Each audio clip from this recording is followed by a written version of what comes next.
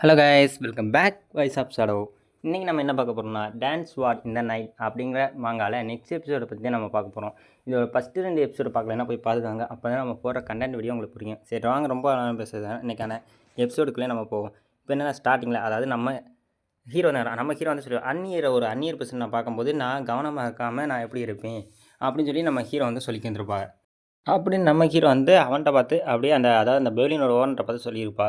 அப்படின்னா நீ எல்லாமே கணிச்சுட்டே வந்திருக்கீல்ல இங்கே அப்படின்னு சொல்லி அந்த பெர்லின் ஓனர் கேட்க, நான் வந்தது உன்னோட வியாபாரம் பண்ணுறக்கானிக்க நான் வந்தேன். நீ எனக்கு பாய்சனை கொடுத்தது நீ தான் ஃபஸ்ட்டு தடவை, அதனால தான் உனக்கு நான் 2வது தடவை பாய்சனை கலந்து கொடுத்தேன் அப்படின்னு சொல்லி நம்ம ஹீரோ வந்து அந்த பெர்லின் ஓனர்கிட்ட வந்து சொல்லிக்கிருப்பா. அப்படின்னா நீ இப்போ எதுக்காண்டி என்ன ரீசனுக்காண்டி இந்த இடத்துக்குலாம் நீ இருக்க, அதுவும் உன்னையும் என்னையும் முன்ன பின்ன தெரியாது, அப்புறம் இருந்து எதுக்கு என்னை நீ கொல்லணும் துடிக்கிற அப்படின்னு கேட்கும்போது, நீ எனக்கு விஷம் கொடுத்தனால தான் நான் உன்னை கொல்றதுக்காண்டி இப்போ நோக்கம் எடுத்தேன், இல்லைன்னா நான் எதுக்கு உன்னை கொல்ல போகிறேன் அப்படின்னு சொல்லி நம்ம ஹீரோ அவன்கிட்ட வந்து கேட்டுக்கிருக்க. அப்படியே கேட்டுட்டு நம்ம ஹீரோ வந்து அப்படியே அவனை பார்த்து முறைச்சிக்கிட்டு ஒரே முறப்பில் இருந்துக்கிருக்கா. ஏன்னா இவன் வந்து நம்ம ஹீரோ வந்து பாய்சன் அவனுக்கு கலந்துருப்பான், ஆனால் நம்ம ஹீரோ இவனுக்கு பாய்சன் கலந்துருப்பான். இப்படியே 2 பேரும் ஒவ்வொரு பக்கம் முறைச்சிருக்கு.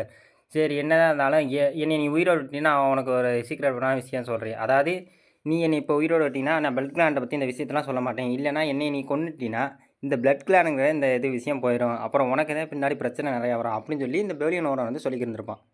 அது என்ன மாதிரி பிரச்சனைனா அதை நான் சமாளிச்சுக்கிருவேன் அப்படின்னு சொல்லி நம்ம ஹீரோ சொல்லிக்கும்போது, அதோட நீ இப்போ இருக்க இந்த பெர்லின் வந்து முன்னாடி இந்த ஒரு நடனக்குழு தானே இது அப்படின்னு சொல்லி நம்ம ஹீரோ வந்து நம்ம பெர்லின் ஓனர் வந்து கேட்டுருப்பா. இதை கேட்டோனையா நம்ம ஹீரோ இப்படி கேட்டோன்னே நம்ம பெர்லின் ஓனருக்கு ஆச்சரியம், இது எப்படி இவனுக்கு தெரியும், இது எப்படி சாத்தியம் அப்படின்னு சொல்லி நம்ம பெர்லின் ஓனர் சாத்திருக்கா. நம்ம ஹீரோ அப்படியே இவனை வந்து டெரராக ஒரு லுக்கில் பார்த்துக்கிருக்க. இவன் அதெல்லாம் மனசில் தயவு செய்து எனக்கு ஆன்டிடோட் கொடு, நான் உனக்கு சேவனோட இருக்கேன் அப்படின்னு சொல்லி இருக்கும்போது, நம்மளுக்கு இதுதான் சான்ஸ் அப்படின்னு சொல்லி நம்ம, அதாவது சபனேட்டு இது நம்மளுக்கு நல்ல சான்ஸ், இப்போ இவனை கொன்னுட்டா நம்ம சந்தோஷமாக இருக்கலாம் அப்படின்னு சொல்லிட்டு நம்ம வெளியே காப்பாற்றணும் சொல்லிட்டு அவன் புயல் மின்னல் வேகத்தில், அதாவது அவனை நம்ம ஹீரோ வந்து அட்டாக் பண்ணுறாங்க. நம்ம ஹீரோ எதெல்லாம் கண்டுக்காமல் பின்னாடி அதாவது அவன்கிட்ட தான் பேசிக்கிருக்கான், நம்ம பெலியன் ஓனர்கிட்ட தான் பேசிக்கிருக்கேன். நம்ம ஹீரோ அப்படி இவனை வந்து அட்டாக் பண்ணுவோம், நம்ம ஹீரோ அங்கேருந்து ஒரே ஒரு பார்வை தான், ஒரு லுக்கு தான், அதிலே அவன் வந்து பின்தள்ளப்படுறான். இதை பார்த்தோன்னா இவனுக்கு ஆச்சரியம், எப்படி இது சாத்தியம், அதாவது அவன் கத்தி அவனோட ஸ்வாடோட அவன் எடுக்கலை, நானாவது என்னோடய ஸ்வாடை எடுத்து அவனை அட்டாக் பண்ண போனேன், அப்படி இருந்து அவனோட ஸ்வாடோட அவன் எடுக்கலை, அப்படி இருந்து அவன் எப்படி அவனோட பார்வையில் நான் பயந்தேன் அப்படின்னு சொல்லி வந்து யோசிச்சிருக்கு. அப்படின்னு பார்த்தா நம்ம ஹீரோட ஆறாவது அப்படியே காட்டுறான். நம்ம ஹீரோ வந்து ஆறா அப்படி இருக்குது.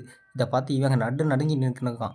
இது எப்படி சாத்தியம், இவனால் மட்டும் எவ்வளோ பவர்ஃபுல்லாக இருக்கும்போது அதோட ஓனர் பெர்லின் ஓனர் அப்படியே திடீர்னு பெர்லின் ஓனர் ஒரு சேர்ந்து சிரிச்சிருக்கான்.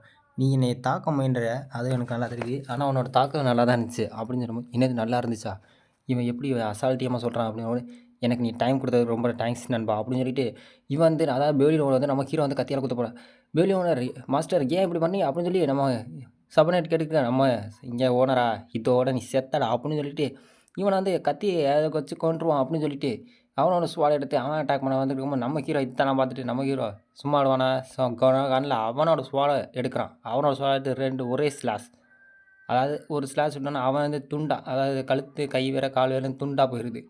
இந்த பார்த்த உடனே இவன் வந்து அப்படியே மடிஞ்ச ரத்த வெள்ளத்தில் அப்படியே கீழே விழுகிறான். அப்படியே அவன் துடிச்சு இறந்து போக இதோ அந்த சீனை தான் நம்மளுக்கு காட்டிக்கிருக்கா. அப்படியே நம்ம ஹீரோ அவனோட ஸ்வாட் எடுத்து அவனோட முதுகு பின்னாடி அப்படியே சொருகிறான். நம்ம ஹீரோ அவனை ஸ்வாட் சொருகிட்ட பிறகு இவனை பார்க்குறான். இவன் வந்து ஓ மை காட், என்னோட வாழ்க்கை இப்படி தான் முடியணுமா அப்படின்னு சொல்லி இவன் வந்து பார்த்துக்கிட்டு அடுத்து நம்ம டெரராக நம்ம ஹீரோ வந்து ஒரு லுக் விடுவான். அந்த லுக்கில் பார்த்தோன்னே இவன் வந்து இறந்து அடுத்த சீனில் இவன் இறந்ததை பார்த்தோன்னே இங்கே இருக்க சபார்டினேட்டுக்கா அள்ளு வாங்கிடுது. என்ன பெர்லின் ஓனரே இப்படி அசால்ட்டாக கொண்டுட்டானே, நம்மளே இவனுக்கு எம்மாத்தரம். அப்போயே நினச்சேன் இவனுக்கு பாய்சன் கொடுக்கும்போது இவனுக்கு வேலை செய்யாத போய் நினச்சேன், நம்மளுக்கு இவனுக்கு எம்மாத்தரம், அசால்ட்டாக நம்மளே ஈஸியாக கொண்டுட்டு போயிடுவான் அப்படின்னு இவன் நடுக்கு நம்ம ஹீரோ இவனை ஒரு லுக்கு விடுறான். இப்படி இவன் நம்ம ஹீரோ இவனை லுக்கு விட்டோன்னே அவனுக்கு இன்னும் அள்ளு பயந்துடுது. ஆகா நம்மளையும் இதோட கொல்ல போகிறானா அப்படின்னு சொல்லி இவன் பயந்துருக்க. நீ என்னை இதே மாதிரி தாக்குனினா நீ தாக்கலாம், உனக்கு விருப்பம் இருந்தா, இல்லை எனக்கு நீ கீழே வேலை செய்யலாம் அப்படின்னு சொல்லும்போது, உன்னை நான் தாக்குதரா, உனக்கு கீழே நான் வேலை செய்கிறேன் நான் அப்படின்னு சொல்லி இவனை வந்து சொல்லி சரி ஓகே, அதாவது இந்த பெவிலியனோட ஒவ்வொரு இண்டியனுக்குலேருந்து இந்த பெவிலியனோட ஓனர் நான் இனிமேல் நான் தான் அப்படின்னு சொல்லும்போது, என்னது பெவிலியனோட ஓனர் நீ தானா, இந்த இடத்த நான் தான் இனிமேல் ஆள போகிறேன் அப்படின்னு சொல்லும்போது, சரி ஓகே சார் அப்படின்னு சொல்லி நம்ம ஹீரோ அவனை சபானிட்டு சொல்லிடுவான். அது கேட்டோன்னே, ஆமாம் இந்த பெவிலியோட ஓனர் என்னென்ன எங்கெங்கே அறை எந்தெந்த அறையில் என்னென்ன சாமான்லாம் இருக்குது அப்படிங்கும்போது, இதை பற்றி எதுக்கு டீட்டெயில் நீங்கள் கேட்குறீங்க அப்படிங்கும்போது, நான் கேட்டதை மட்டும் நீ சொல்லு அப்படின்னு சொல்லிட்டு நம்ம ஹீரோ வந்து அதட்டுறான்.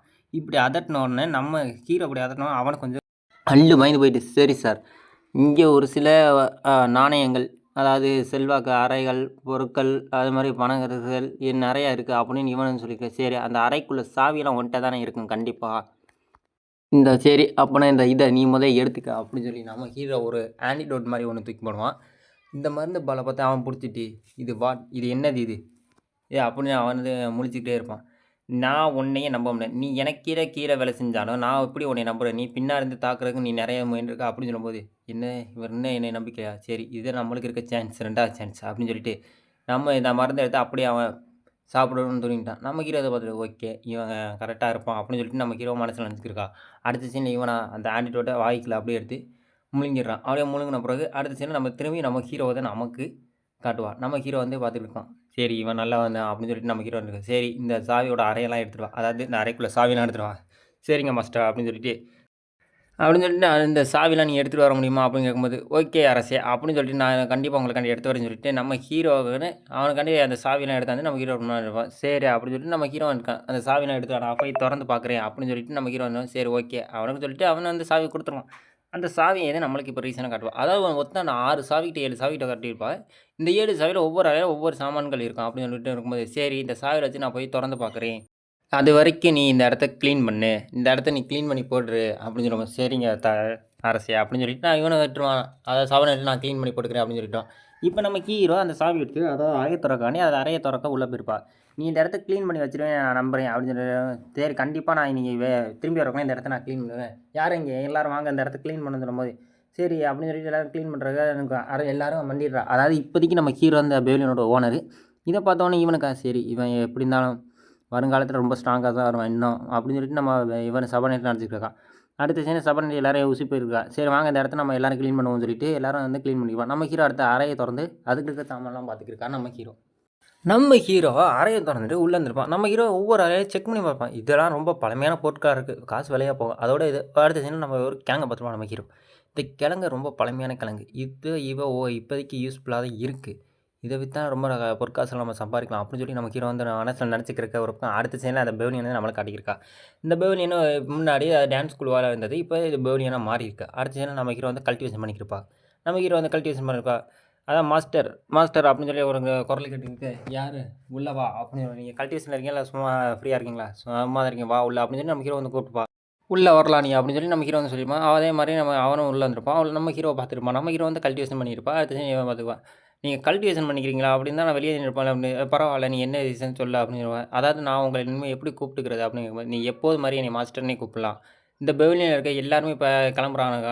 அதாவது காசு பணம் இல்லாதவங்க கிளம்புறாங்களாம் அப்படின்னு சொல்லும்போது காசு இருக்கவரை வச்சு இன்னும் உதவி பண்ண முடியும். நீ அவளை இன்னும் இங்கேயே இருக்க சொல்லு. இங்கேருந்து யாரும் வெளியே போக வேண்டாம்.